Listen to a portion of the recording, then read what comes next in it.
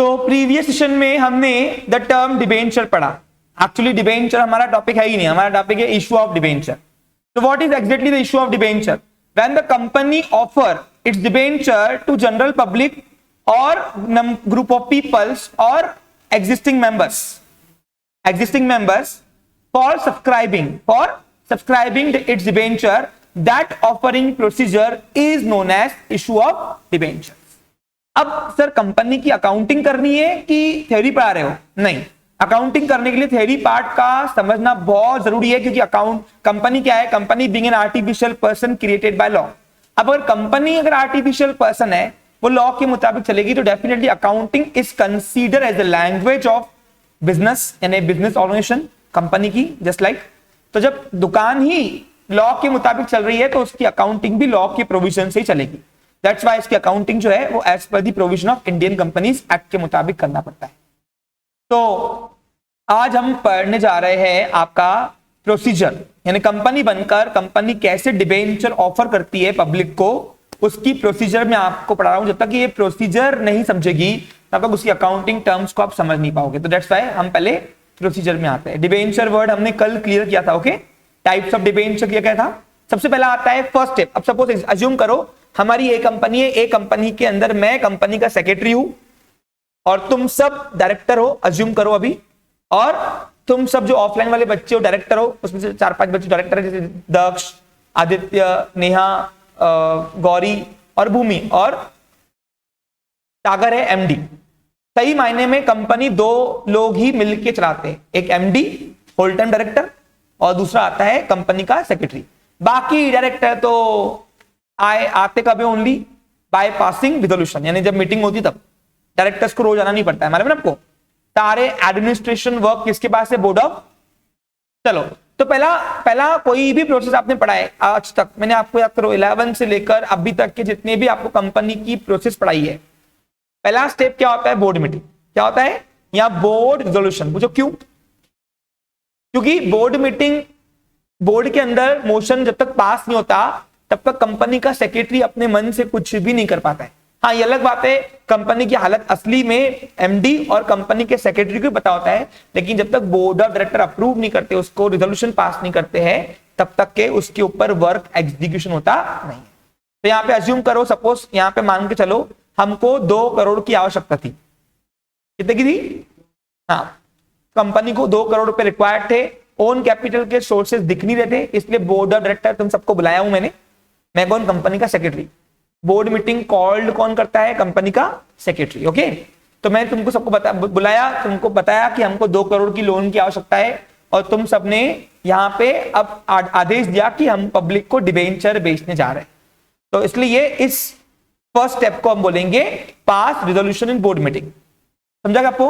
अब board of director जब आते हैं डिबेंचर के रिगार्डिंग रिजोल्यूशन पास करते हैं, तो उसमें क्या क्या कौन कौन से टर्म्स को वो क्लियर करते हैं, तो वो यहाँ पे हम पढ़ने जा रहे हैं। पहला टर्म्स है amount and types of debenture. यहाँ ऑफ चाहिए, वहां पे गलती से ऑफ ओडी हो गया है। ओके, कितने अमाउंट का डिबेंचर निकालना है, कौन सा टाइप का डिबेंचर निकालना है। डिबेंचर की कई सारे टाइप्स होते हैं, मालूम आपको? अभी प्रीवियस सेशन में हमने डिस्कस किया, उसको बार बार मैं नहीं करता।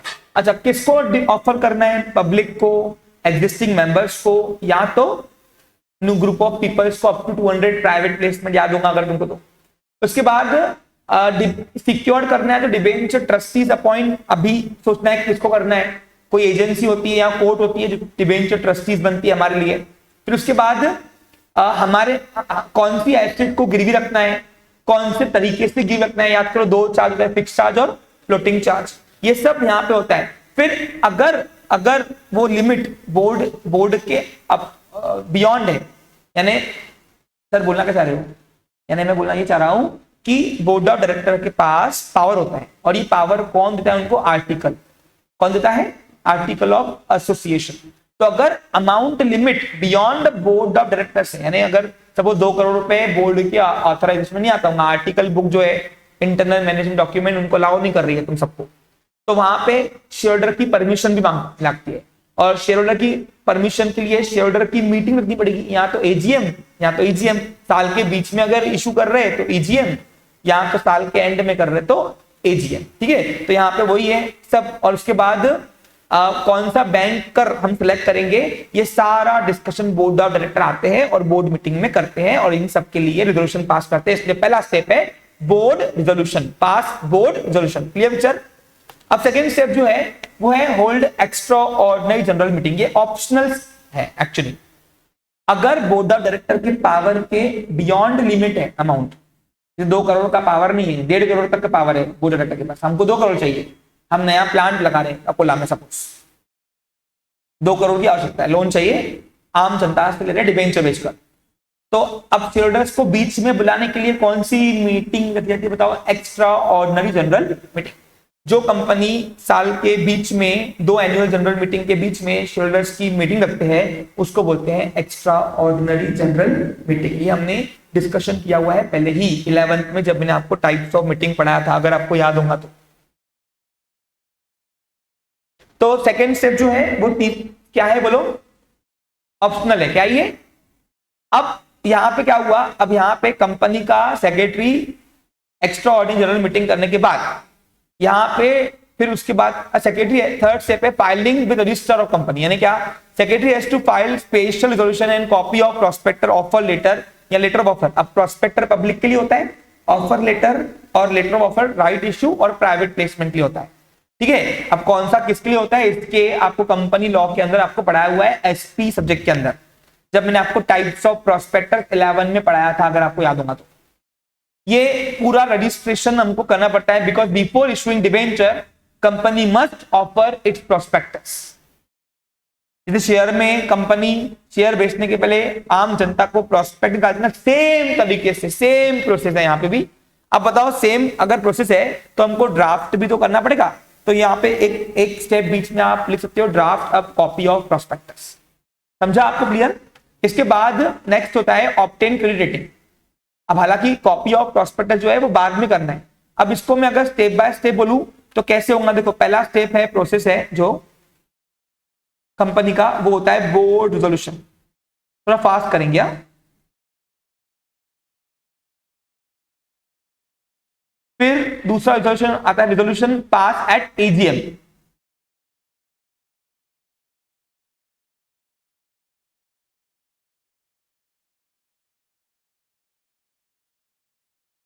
तीसरा आता है, इन दोनों का रिजोल्यूशन जो है वो कॉपी करना पड़ता है, फाइल करना पड़ता है रजिस्टर के पास। तो रिजोल्यूशन फाइल्ड विद, अरे दोनों की रजामंदी मिल गई है डायरेक्टर्स की और शेयरहोल्डर्स की, ये हमको आरओसी को बताना पड़ता है, तो इसलिए उसको सबमिट करना है। सबमिट करने के लिए यूज किया है word file. Resolution copy file with ROC. इसके बाद क्या है फोर्थ स्टेप, इसके बाद है ऑब्टेन क्रेडिट रेटिंग। ये क्या है सर सुन लीजिए। देखो आपने कभी मूवी देखी है, कोई भी मूवी देखते जाते हो तो आप देखो बहुत सारी एजेंसीज है, बॉलीवुड बॉक्सर है ना, ये कुछ एजेंसीज है जो उस मूवी को रेटिंग देते हैं 4 स्टार 3 स्टार, आप देखते हो ना। तो वैसे ही कंपनी को भी रेटिंग मिलती है।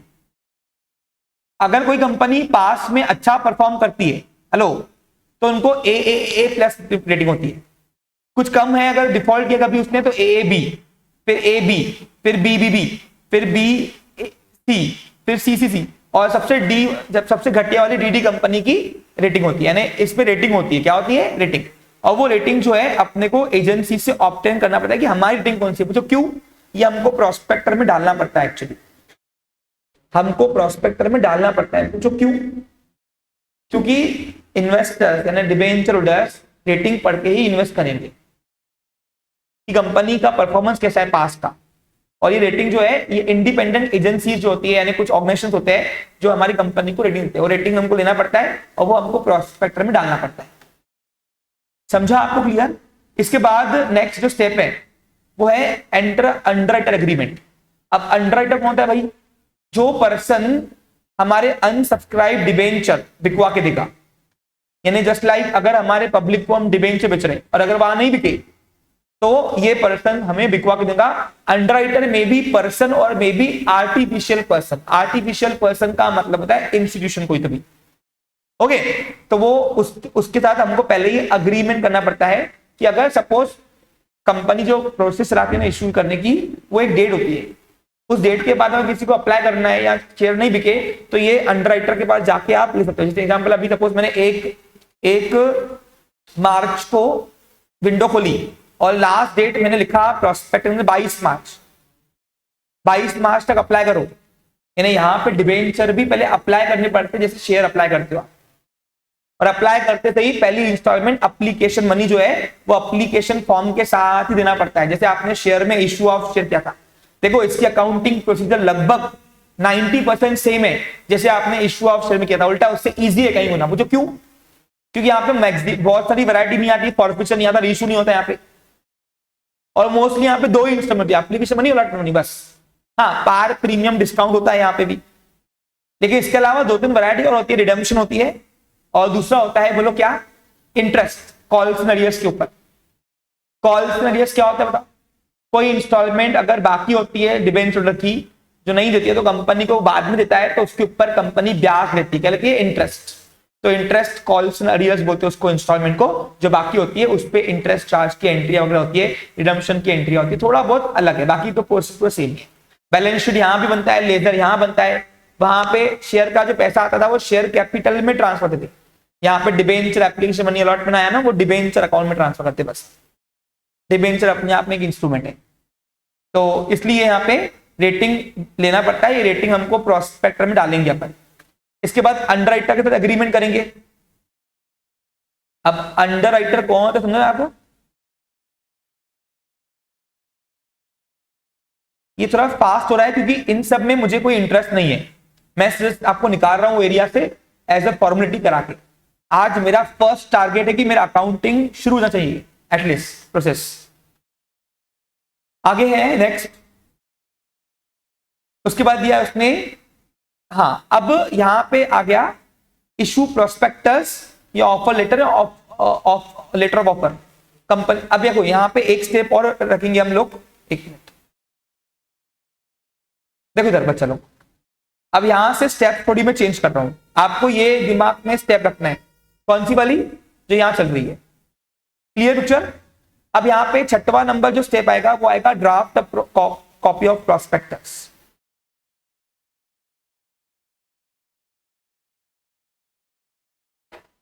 यानी क्या होगा, प्रोस्पेक्टर या ऑफर लेटर या लेटर ऑफ ऑफर। अब तीनों क्या कर रहे हैं, तीनों डॉक्यूमेंट इनवाइट करने का काम करता है अलग अलग को। पब्लिक को प्रोस्पेक्ट करते हैं, ऑफर लेटर बताओ किसको होता है, प्राइवेट प्लेसमेंट को, और letter of offer right issue को, राइट ओके। अब राइट इश्यू क्या होता है मैंने आपको पढ़ाया हुआ है, प्राइवेट प्लेसमेंट क्या होता है ये भी आपको 11th-12th में पढ़ाया हुआ है पूरा। देखिए मैं आपको यहाँ पे अकाउंटिंग कराने आया हूं, मैं आपको कंपनी लॉ इस टॉपिक में नहीं पढ़ाने आया हूं, तो कंपनी लॉ पे समझो, उसके बाद ही डिबेंचर वगैरह आपको करते आएगा ओके।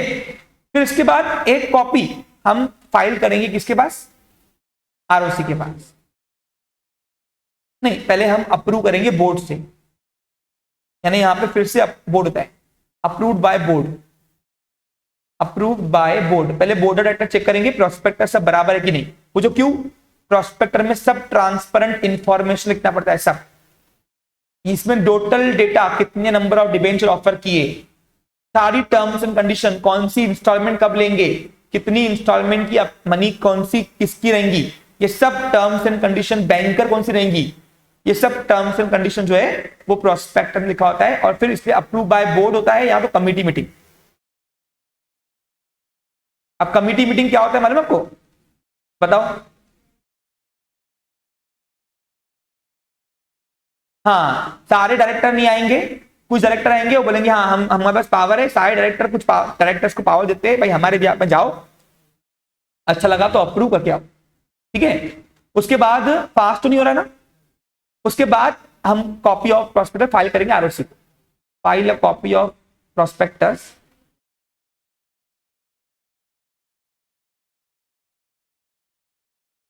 हाँ क्या हुआ, तो यहां पे आएगा फिर ये ड्राफ्टिंग के पहले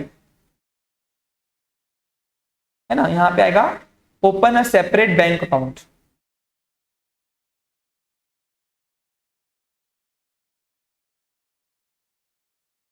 ठीक है। फिर 7वां नंबर आएगा draft a copy of prospectus, 8वां आएगा अप्रूव बाय बोर्ड या कमिटी मीटिंग, और फिर file a copy of prospectus before issuing prospectus general public, company must file a copy of prospectus with ROC. ROC पहले देखेंगे registrar कि तुमने सब बराबर लिखा कि सब दुब्बल पे काम किया है, यहाँ दिखा रहे हो करो, यहाँ गाले में पड़े हो कंपनी अंदर से और दिखा रहे हो हरी भरी, तो कंपनी के आम जनता के साथ फ्रॉड नहीं करना चाहिए। Law is always made for justice, तो इसलिए कंपनी को ट्रांसपेरेंसी आरओसी को दिखाना पड़ता है। आरओसी का अप्रूव होने के बाद ही बाकी रिमेनिंग प्रिंट्स होती है और पब्लिक को बटती है। समझा आपको क्लियर? तो कॉपी ऑफ प्रोस्पेक्टस, सॉरी मुझे ये एरिया फास्ट निकलनी पड़ेगी विद आरओसी, इसलिए फास्ट हो रहा है। इसके बाद 9 नंबर जो आएगा स्टेप, 9 है ना, नहीं 10 है क्या, ये 8 है, ये 9 नंबर आएगा और ये 10, ठीक है। अब 10 नंबर क्या होगा बताओ? तो इसके बाद 10 नंबर होगा हाँ बस issue of prospectus general public,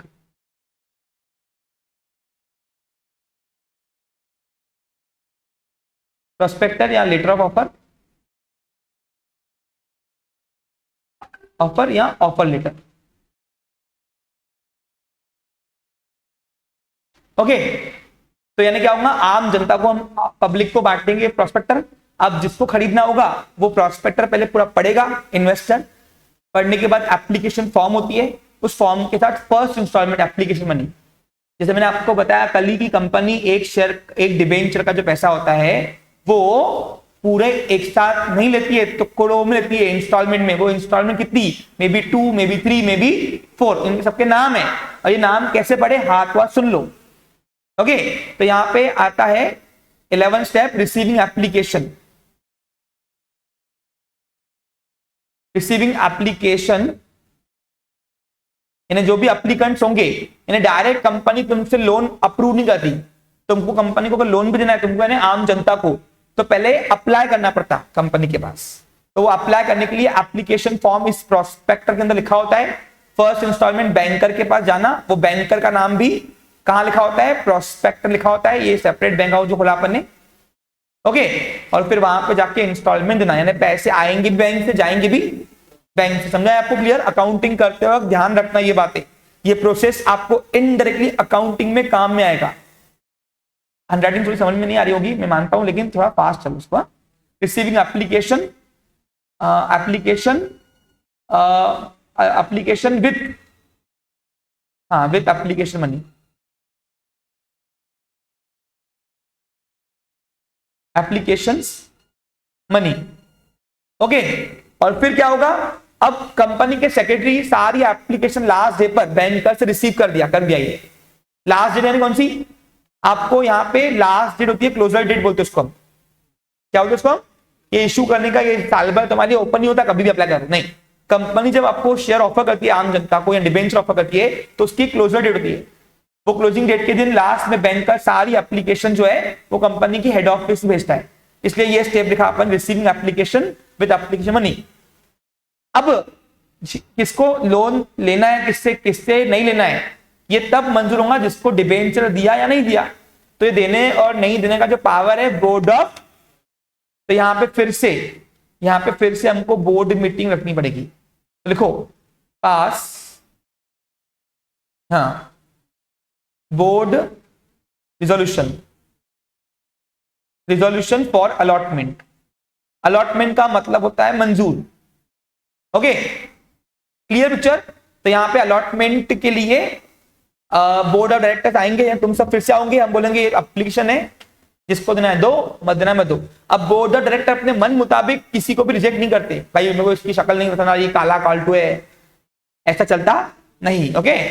अगर बोर्ड ऑफ डायरेक्टर उन्हीं को रिजेक्ट कर सकते हैं जिनके प्रोसीजर प्रॉपर नहीं है, प्रोस्पेक्टर प्रॉपर आपने फाइल नहीं किया है, आपने फॉर्म वगैरह, या कोई इंफॉर्मेशन रह गई, या इन्वेस्ट एप्लीकेंट की साइन नहीं है, या इन शॉर्ट लॉ के अगेंस्ट कुछ कर रहे हो। तो या तो अगर ओवर सब्सक्राइब होगा, क्या हो गया ओवर सब्सक्राइब, क्या होता है बताओ?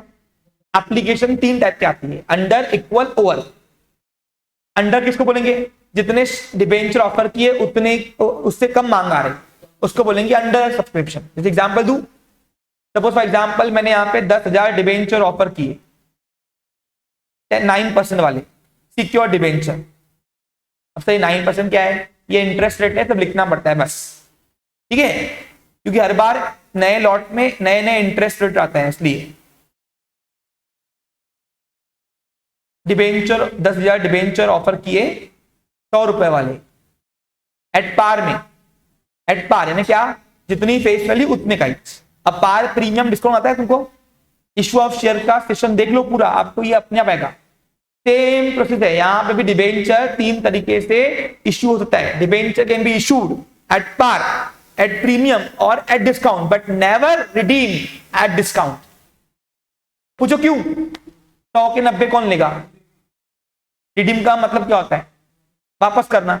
अब मैं तुमको बोल रहा हूं 100 रुपए दो, तुमको 90 ही दूंगा वापस, तुम बोलोगे हलवा है क्या? 100 के 110 चलते सर, लेकिन 100 के 90 कौन करेगा? जो 100 के 90 कर रहा वो पक्का अपना घर बेचेगा आगे, बेदिमागी होगा ना। तो कंपनी ऑफर भी करेंगे तो कौन लेगा? That's why company can not redeem at discount. अब आईसीए ने अगर रिडीम डिस्काउंट में किया तो मेरे को नहीं बोलना, लॉ तो भाई नहीं बोलता और कॉमन सेंस भी नहीं बोलता, और law is always made for common. तो मतलब 100 के 90 को करेगा क्या? तुम 90 लो, 100 दो, सब चलता, समझा? समझ गया होगा, चलो। तो यहाँ पे सपोज 100 रुपए वाले डिबेंचर एट पार ने 100 का डिबेंचर 100 में बेचा। अब पब्लिक ने मांगे ही 9,000 डिबेंचर्स, 9,000 डिबेंचर्स की मांग आई, बताओ अप्लाई 9,000 डिबेंचर, तो इसको बोलते हैं अंडर सब्सक्रिप्शन। अब अंडर सब्सक्रिप्शन में कंपनी के डायरेक्टर को मार्जना नहीं पड़ता, इक्वल और अंडर में मार्जना नहीं पड़ता। मार्जेंगी कब कंपनी? बोलो ओवर में। ओवर यानी क्या? जब मांग आ रही ज्यादा और देने के लिए माल कम है तो फिर मार्जो ना, फिर डायरेक्टर के पावर है कि वो रिजेक्ट कर सकते हैं एप्लीकेशन। ओके, तो यहाँ पे ओवर सब्सक्रिप्शन में यहाँ तो रिजेक्ट करेंगे, यहाँ तो प्रोराटा खेलेंगे। अब प्रोराटा क्या होता है? मैंने इश्यू ऑफ शेयर में पढ़ाया हुआ है, देखो पूरा खेल इश्यू ऑफ शेयर है मेरा। यहाँ पे एनर्जी बचाओ, तुमने अगर इश्यू ऑफ शेयर किया होगा सेशन तो ही देखो ये वाला सेशन, नहीं तो काम का नहीं है, कल से आओ भी मत मेरे पास। क्लियर नहीं? स्पष्ट कर दूं ना, इश्यू ऑफ शेयर में बहुत डिटेल में कंसेप्ट हुआ है तुम्हारा ये सब चीजें।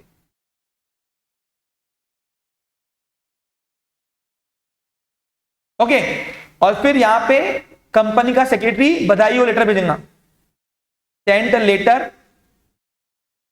ऑफ अलॉटमेंट, जिसको मंजूर किए बोर्ड ने उन सारे डिबेंचर होल्डर्स को। पहले वो अप्लीकेंट थे और यहां से ये स्टेप से बन गए मालक, सॉरी क्रेडिटर। कौन बन गए? क्रेडिटर। डिबेंचर होल्डर क्रेडिटर है, होल्डर मालक है। और फिर लेटर ऑफ अलॉटमेंट जाएगा और इसी लेटर ऑफ अलॉटमेंट के साथ दूसरी इंस्टॉलमेंट कंपनी पहले मांगती है।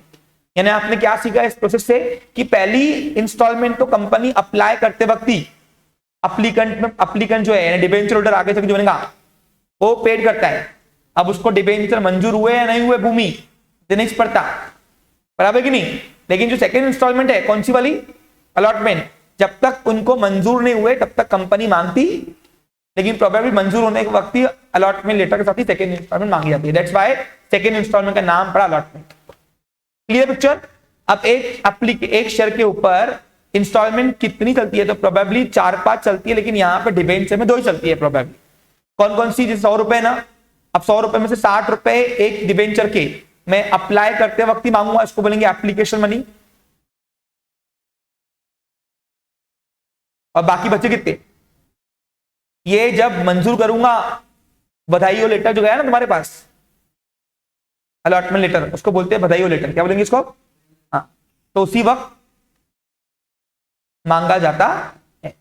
दैट्स व्हाई इसका नाम पड़ा अलॉटमेंट मनी। क्यों पड़ा समझा आपको? अप्लाई करते वक्त भरोगे इसलिए एप्लीकेशन मनी, और मंजूर करते वक्त आपको भरना है अलॉटमेंट मनी। क्लियर पिक्चर आपको समझ में आया यहां तक के? हाँ, अब ये तो हो गया। क्या हो गया बोलो भाई? कंपनी कैसे डिबेंचर ऑफर करती है, स्टेप बाय स्टेप वर्क करती है, पब्लिक को या राइट इशू या प्राइवेट प्लेसमेंट। ओके, अब सवाल यहां पे आता है कि एक डिबेंचर कौन से तरीके से वो ऑफर कर सकती है। तो आगे बढ़ते हैं। हो गया आपने, सॉरी, हाँ, तो डिबेंचर 3 तरीके से ऑफर होंगे, इक्वल, अंडर, ओवर। अब इक्वल किसको बोलेंगे बताओ? जितने शेयर डिबेंचर ऑफर किए उतनी ही पब्लिक मांग रही। जैसे यहां पे एग्जांपल दिया है 10,000 डिबेंचर है ना, अब नंबर ऑफ 10,000 डिबेंचर इशू की ऑफर किए पब्लिक ने, कंपनी ने सॉरी, और पब्लिक ने एक्सेप्ट भी 10,000 डिबेंचर किए, तो उसको बोलेंगे इक्वल सब्सक्रिप्शन। क्या बोलोगे इसको आप? दूसरा आता है यानी पब्लिक जो है ना, पब्लिक एक्सेप्ट कैसे कर रही है, एक्सेप्टिंग मेथड है, एक्सेप्टिंग मेथड है। समझा क्या आपको क्लियर? देखो कंपनी डिबेंचर जो ऑफर करेगी वो 3 तरीके से करेगी। ऑफरिंग जो है वो 3 तरीके से करेगी, वो कौन से बताओ? एट पार, एट प्रीमियम और एट डिस्काउंट। अब इसका मतलब क्या होता है? कंपनी ने जितना, अब देखो ये प्राइमरी मार्केट में होता है, पता है ना आपको। अब कंपनी ने जितना फेस वैल्यू रखा, फेस वैल्यू उतनी उसकी बेचने की वैल्यू रखी प्राइमरी मार्केट में, उसको बोलते हैं इशूइंग वैल्यू। क्या बोलेंगे उसको? फास्ट में सब कवर कर रहा मैं। तो हो गया एट पार। जैसे एग्जांपल, अगर 100 रुपए का एक डिबेंचर है, 100 का ही बेचा मार्केट में, पार। अब अगर प्रीमियम किसको बोलते हैं? अब कंपनी कभी कभी क्या होता है, उचकती है, जिसकी गुडविल अच्छी होती है ना वो उचकती है, तो कभी कभी फेस वैल्यू से वो ज्यादा इशूइंग वैल्यू रखती है।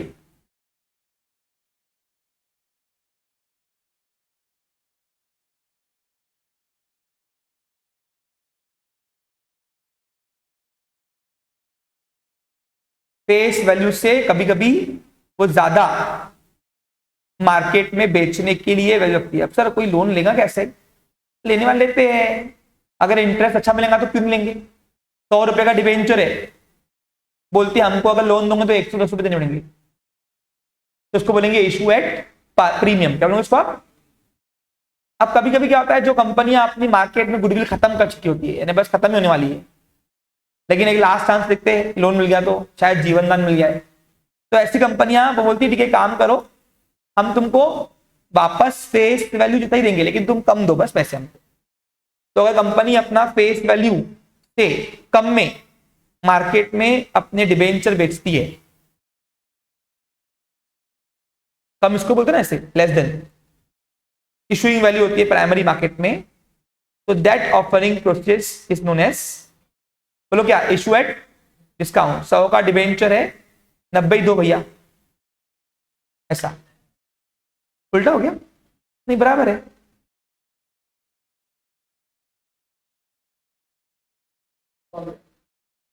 अरे जो ज्यादा होती है उसको 2 मुंडे बराबर है ना। अब थोड़ी बहुत स्कूलिंग में हमने भी सीखा है, बराबर है ना, कि फजीदी करोगे मेरी लेक्चर में। हाँ ओके, हाँ ये सही है भैया, मेरे को लग रहा है।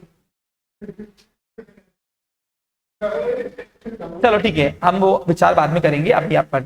मैं बन गया ना सर, मेन मुद्दा वो सर बन गया ना मैं, बस अब चलो, अब गलती से बना क्या बना देखो, चलो। हाँ बराबर तो है आदित्य, ठीक है जानते। चलो चलो हम इसके ऊपर अगले साल डिस्कस करेंगे, ठीक है। अभी यहाँ पे मेन मुद्दा करते हैं। तो ये तीन तरीके से एक डिबेंचर का पैसा कंपनी कलेक्ट करती है, ओके। इन तीनों में से कोई भी एक होगा, यहाँ तो पार, एट प्रीमियम और डिस्काउंट से हमको तीनों एग्जांपल में वैरायटी दी।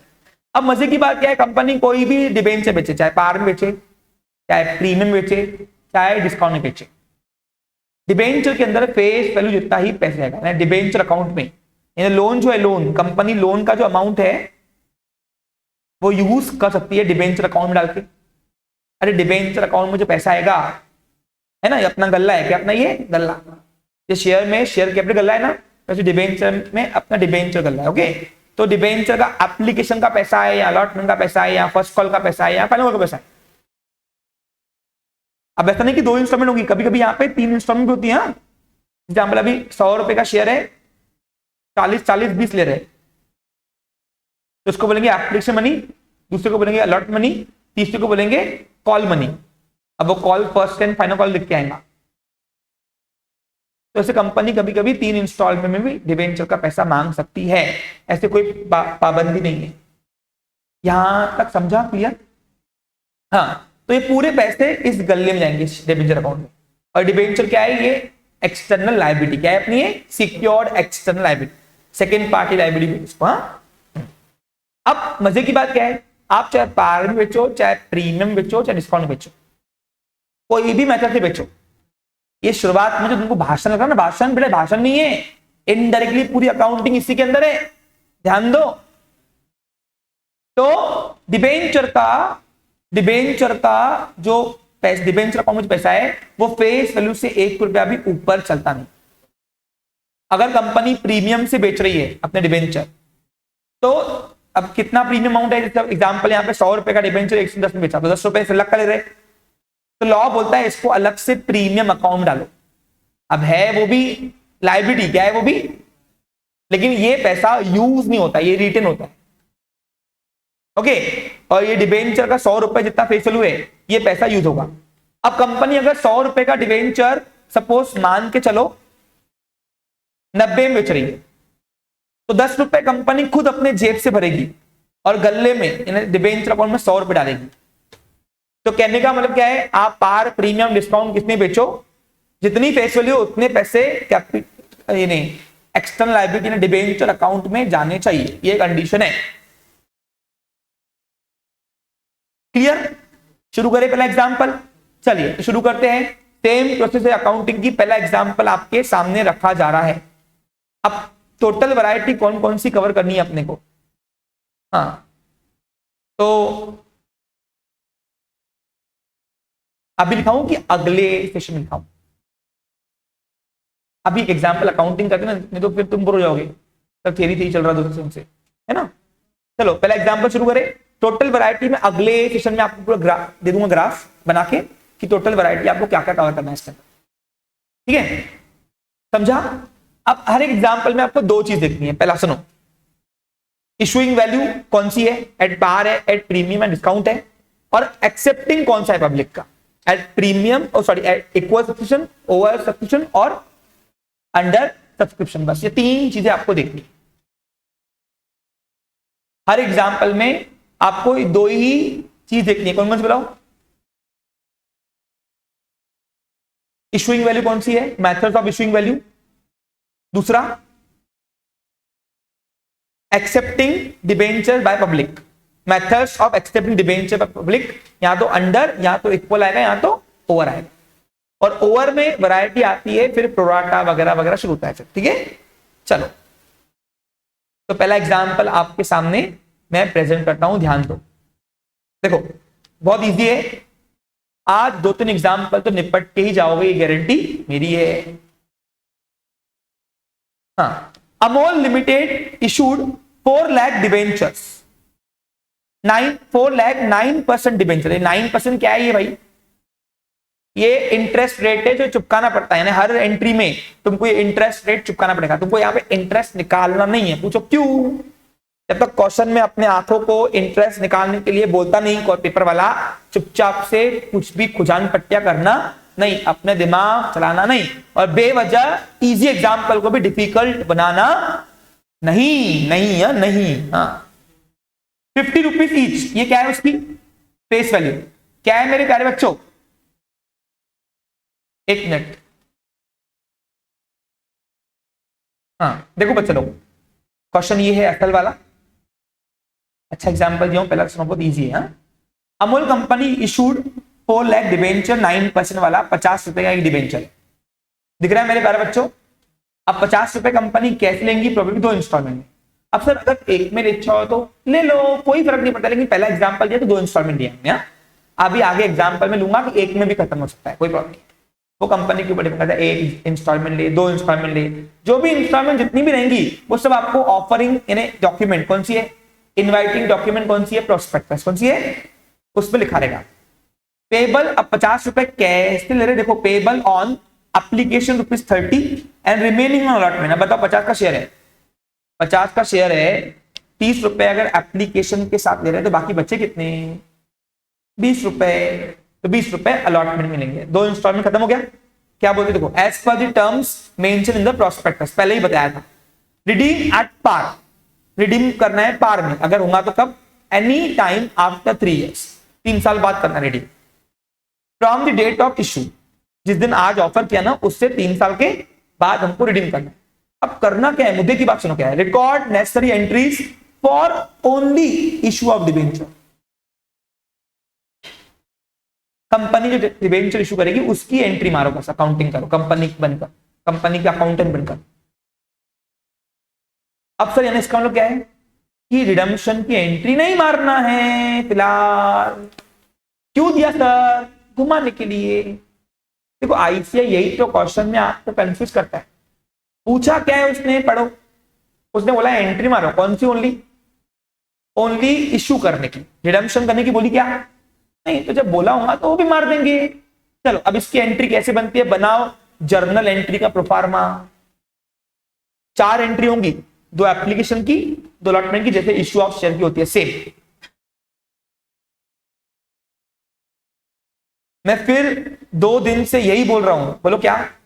अगर आपको इश्यू ऑफ शेयर नहीं आता है, सॉरी, आप इश्यू ऑफ डिबेंचर मत देखो, टाइम पास मत करो। ओके, तो अभी सबसे पहले प्रोफार्मा सेट कर दो। जर्नल एंट्री का प्रोफार्मा कैसा था, लिखो सॉल्यूशन टू क्वेश्चन नंबर 1, बीच में लिखना। आईसीआई बीच में मांगता है, मालूम है ना आपको। फिर यहाँ पे इन द बुक ऑफ, किसकी बुक है? कंपनी का नाम लिखना, अकाउंटिंग जिसकी कर रहे हो, और क्या बना रहे हो? Journal entry. अब जर्नल एंट्री का प्रोफार्मा आता है, डेट, यहाँ तो सीरियल नंबर आता है, पर्टिकुलर, एलएफ यानी ledger folio, debit amount and credit amount in rupees. Okay, चलो अब सबसे पहली एंट्री, कंपनी फर्स्ट इंस्टॉलमेंट मांगती नहीं, खुद ही आती, और जितनी एप्लीकेशन है, लोग कम आई तो कम, ज्यादा आई तो ज्यादा, और इक्वल आई तो इक्वल। अच्छा, पहले एग्जाम्पल का क्राइटेरिया क्या है, सुनो लिख के दे रहा हूं, लिखो। पहले एग्जाम्पल का क्राइटेरिया है इक्वल सब्सक्रिप्शन एट पार। जितनी कंपनी ने नंबर ऑफ डिबेंचर्स ऑफर किए थे उतने ही आए हैं, और जितना फेस वैल्यू है उतने का ही इश्यूइंग वैल्यू है। इक्वल सब्सक्रिप्शन एट पार वाला ये वैरायटी है। ओके, लिख लो क्वेश्चन पे। हाँ, अब बताओ, फर्स्ट इंस्टॉलमेंट कंपनी मांगनी खुद ही आती है। अब नोटा कहां आती है? बैंक में। तो कंपनी के पॉइंट ऑफ व्यू से पैसे जमा कहां रहे? बैंक में। तो कंपनी किससे लेंगी? बैंक से, जिससे कुछ भी लेना बाकी होता है उसको अपन डेबिट करते हैं। तो इसलिए बैंक को अपन डेबिट करेंगे पर्सनल रूल से। मैं रूल्स वाइज पहली एंट्री करवा रहा हूं, ध्यान दो। तो पहली एंट्री बनेगी बाय बैंक अकाउंट डेबिट। अब आप नोटिस करो, इश्यू ऑफ शेयर में भी यही एंट्री होती है ना। अब यहां पे सवाल आता है काय के पैसे आए? तो फर्स्ट इंस्टॉलमेंट के पैसे आए, नाम क्या है? Debenture application. तो यहां पे लिखो 2.9% डिबेंचर एप्लीकेशन अकाउंट। अब एप्लीकेशन को क्रेडिट कौन से किया? देखो, all applicants become a giver. Daksh, all applicants become a, अब यहां पे एक एप्लीकेंट है क्या? बहुत सारे होंगे, तो एक एक का अकाउंटिंग करते पड़ेंगे तो हो गया हमारा। इसलिए सारे एप्लीकेंट्स को क्रेडिट न करते हुए हम लोग वो इंस्टॉलमेंट को क्रेडिट करते हैं जो मिली अपने को पर्सनल रूल से, याद रखना पर्सनल रूल से।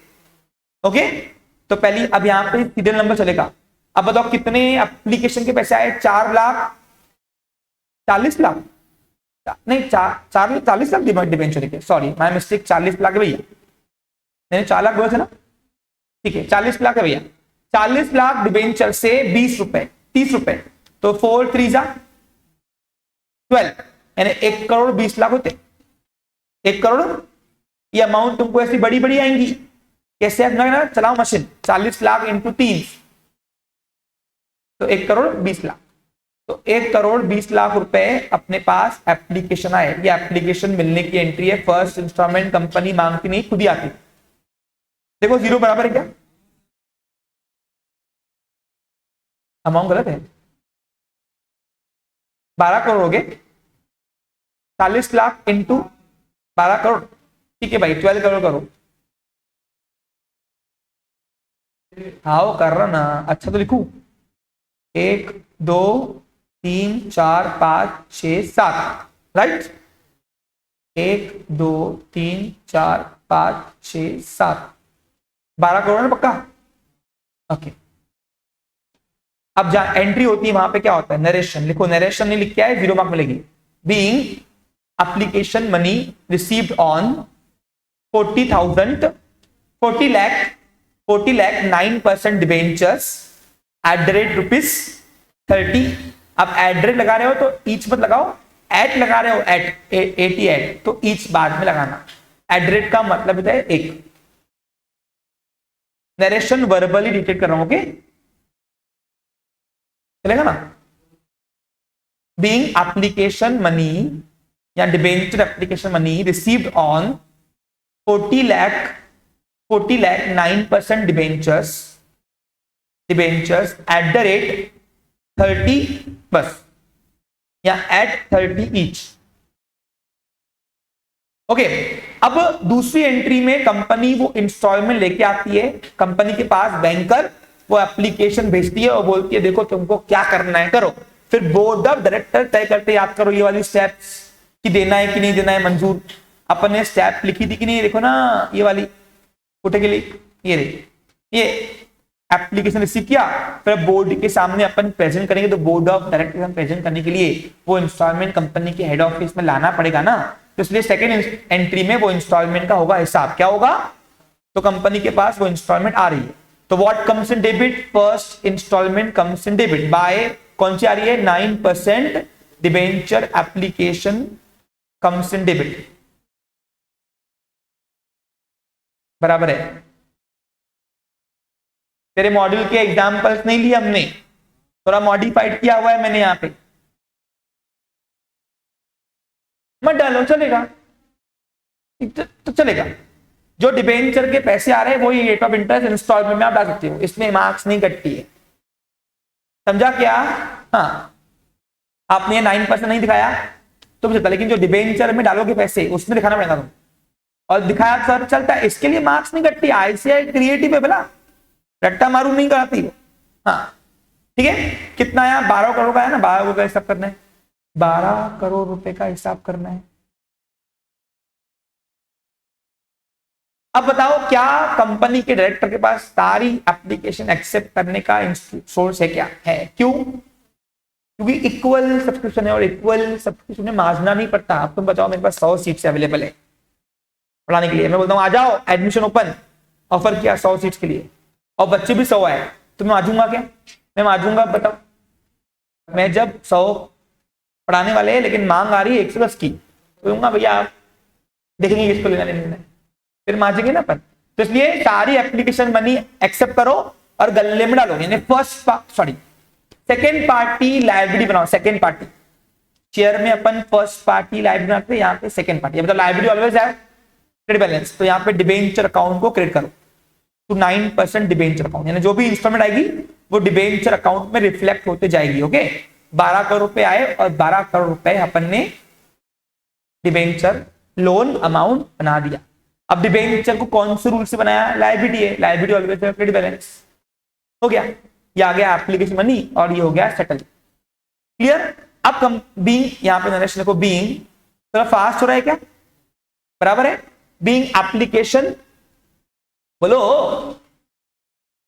हाँ, being application money transfer to 9% debenture account. Okay, अब क्या होगा बोलो, अब कंपनी तीसरी एंट्री में फर्स्ट सेकेंड इंस्टॉलमेंट पहले मांगती है, याद करो बधाई लेटर के साथ। अब जिसको डिबेंचर अलॉट किए होंगे उसके डिबेंचर के पैसे एक्सेप्ट किए और गल्ले में डाले, गल्ला बोले तो डिबेंचर अकाउंट। ओके, अब वो अलॉटमेंट लेटर के साथ ही सेकेंड इंस्टॉलमेंट पहले मांगी जाती है, और मांगना सबसे और पूरे। अब बताओ जैसे ही दुकान अपने क्रेडिटर से मांग रही है तो उसी वक्त क्रेडिटर से लेना बाकी है, जिससे कुछ भी लेना बाकी होता है उन पर्सन्स को अपन पर्सनल रूल से डेबिट करते, याद करो। तो सारे पर्सन को डिबेंचर होल्डर को डेबिट करेंगे। अब यहाँ पे एक रामू होगा, एक शामू होगा, आप सबका नाम लिखते बैठेंगे तो हमारा तो ये पेज भरेगा, तो इसलिए सारे डिबेंचर होल्डर को डेबिट ना करते हुए मांगने वालों को हम वो इंस्टॉलमेंट को डेबिट करते हैं। समझा आपको। तो क्या मांग रहे बोलो, बाय 9% डिबेंचर अलॉटमेंट अकाउंट। अब सर ये 9% नहीं लिखा तो इंस्टॉलमेंट के सामने नहीं लिखा चलता, लेकिन जो गल्ला है अपना गल्ला यानी डिबेंचर अकाउंट उसमें आपको डालना है। अब ये डिबेंचर अलॉटमेंट को कौन से रूल से दक्ष डेबिट किया, पर्सनल। क्यों पूछ, क्यों, एंट्री अट्टा नहीं मारना है, देख ले इधर, सुन ले, देखो कंपनी सेकेंड इंस्टॉलमेंट मांग रही है, किससे मांग रही है, सारे डिबेंचर होल्डर से, तो उनसे लेना बाकी है, जिससे कुछ भी लेना बाकी होता है रिसीवेबल, तो उन पर्सन को अपन डेबिट करते पर्सनल रूल से, याद करो P1 से। और अगर तुम्हारा पैसा मांग रही है कंपनी, उसी वक्त वो सेकेंड पार्टी लायबिलिटी क्रिएट करती थी, प्रोविजन करती है कि पैसे आएंगे। डिबेंचर होल्डर से फेस वैल्यू जितना पैसा मांगने के लिए कंपनी लायबल है, क्या है, समझा आपको clear? The liability of the shareholder and debenture holder is limited up to the face value of the share और डिबेंचर्स। तो इसलिए जब कंपनी सेकेंड इंस्टॉलमेंट मांगती है ना आदित्य, उसी वक्त प्रोविजन करती है कि पैसे आएंगे, और उसी वक्त जब प्रोविजन करेंगी, प्रोविजन ना क्या करेगी ओनली, तो गले में डालने की प्रोविजन करने पैसे, सेकेंड पार्टी लायबिलिटी उसी वक्त बनेगी। Clear picture?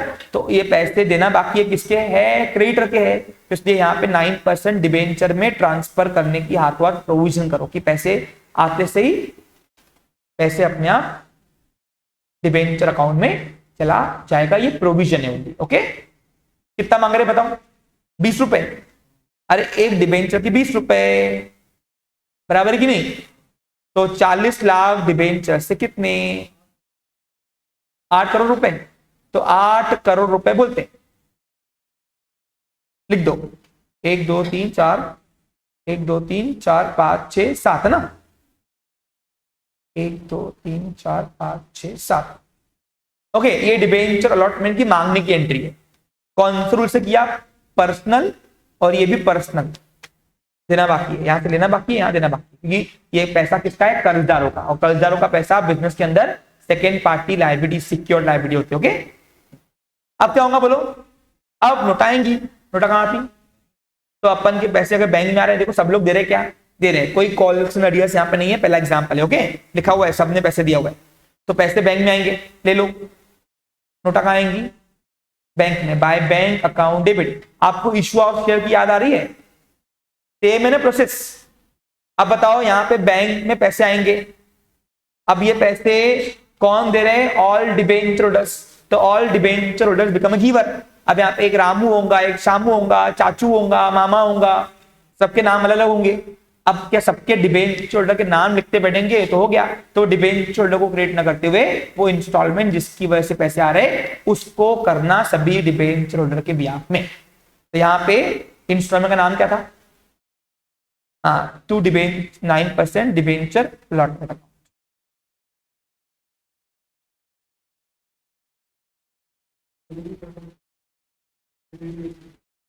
8 करोड़ रुपए आए थे, 8 करोड़ रुपए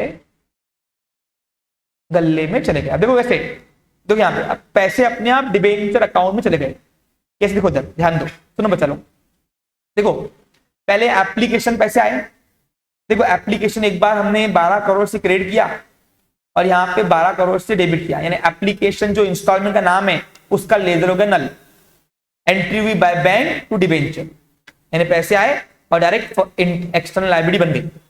वैसे यहाँ पे भी है, अलॉटमेंट में 8 करोड़ रुपए हमने अलॉटमेंट को डेबिट किया और पैसे मिलते थे, अलॉटमेंट क्रेडिट किया, यानी अलॉटमेंट अकाउंट निल हो गया। क्या हो गया, यहाँ पे भी पैसे आए बैंक से और एक्सटर्नल लायबिलिटी सेकेंड पार्टी और सिक्योर लायबिलिटी बन गई, यानी पैसे आ रहे अपने आप लायबिलिटी बनती जा रही है। और ये इंस्टॉलमेंट से माध्यम थे कि कौन सी इंस्टॉलमेंट के पैसे आ रहे दिखाने के। तो ये था हमारा, बोलो क्या, इक्वल सब्सक्रिप्शन एट पार। अब अगला एग्जांपल अगले सेशन में करते हैं, ठीक है? आज सफिशिएंट है इतना। Have a nice day, take care. ये था अकाउंटिंग प्रोसेस जहां पे हमने 4 एंट्री मारी, 2 एप्लीकेशन की और 2 अलॉटमेंट की।